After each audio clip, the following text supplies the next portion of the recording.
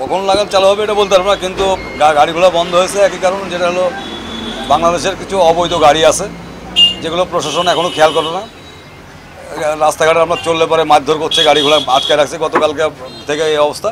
মেহেরপুরের 5টা গাড়ি আমলায় আটকে রেখেছিল, সিএনজি আলাদা, যাদের রুট পারমিট নেই, কিছু নেই, তারা তো ইচ্ছা মতো স্বাধীন। এখন বাংলাদেশ স্বাধীন যেরকম হচ্ছে ওরা এভাবে। এর আগে আপনার ফাটাকেষ্ট নামে একজন এমপি ছিল, তার নামে গাড়িগুলো চলতো। এখন ফাটাকেষ্ট নেই, এখন তাদের কোনো কিষ্ট আছে কিনা আমরা জানিনি। ভেড়া মারাতে আপনার এক সিএনজির ড্রাইভার এসে আমার এক ড্রাইভারকে মেরে হাত ভেঙে দিয়েছে। তারপরে রামদা ফামদা নিয়ে আসছিল, নিয়ে এসে মানে ওরা রোড বন্ধ করে রেখেছে। এবং আমাদের মেহেরপুর সড়কটা যেটা বন্ধ হয়েছে, যেটা হলো আমরা নিরাপত্তা পাচ্ছি। মিরপুর এবং আমলা এই দুটো জায়গায় ব্র্যাকেট সৃষ্টি করে রেখেছে ওরা, এবং অস্ত্র নিয়ে এখনও দাঁড়িয়ে আছে। গাড়িটা আমাদের মালিক সমিতির সিদ্ধান্ত ছিল সকাল থেকে গাড়ি চলবে।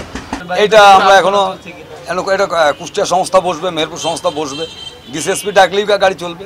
এটা ডিসিএসপি বলতে পারবে, যে আমাদের থেকেও ডিসিএসপি বলতে, কারণ এটা গাড়ি তো গভর্নমেন্টের গাড়ি, তো পাবলিকের না। পাবলিক পয়সা দিয়ে কিনে আসে, গভর্নমেন্ট চাইবা মাত্রই দিতে হবে। যেমন টাকা গভর্নমেন্ট চাইলে মাত্র দিতে হবে, এরকম গাড়িও কিন্তু গভর্নমেন্ট চাইবা মাত্র আমাদের দিতে বাধ্য থাকবো। তো গভর্নমেন্ট বলতে পারবে যে কীভাবে গাড়িটা চলবে, কখন চলবে, এটা আমরা কীভাবে সিদ্ধান্ত দিতে পারবো বলেন? আমাদের দাবি হলো রাস্তা নিরাপত্তা পেলেই গাড়ি চলবে। আমাদের তো কোনো এমন কিছু নেই, আমাদের রাস্তায় নিরাপত্তা দরকার। আমরা যাত্রী সেবা দিতে আসি, আমি সেবা দিতে কিন্তু আমি মরবো না, মরবো বলেন? এইটাই।